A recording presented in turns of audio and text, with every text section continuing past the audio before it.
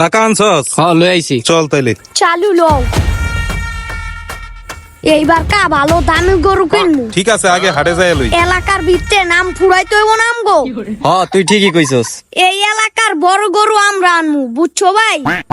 কি রে, হাটে দেখি বেশি একটা গরু নাই, ব্যাপারটা কি?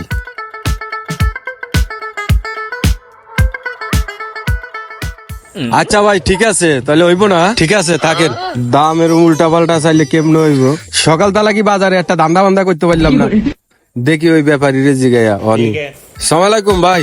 ওয়ালাইকুম আসসালাম। ভাই গরুটা আপনার? হ্যাঁ ভাই। কত এটার দাম? ভাই এটা 2 লাখ টাকা পড়বো। কি কম 2 লাখ টাকা? একটু কম টম লন। কি কোন ভাই, 2 লাখ টাকা কি বেশি হয়ে গেল?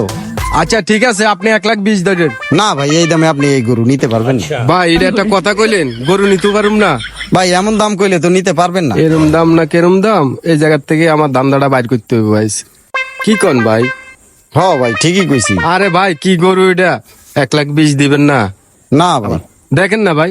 আচ্ছা সত্য একটা কথা কই, আপনি যদি এই গরুটা নেন আপনার 1,70,000 টাকা পড়বো একদম।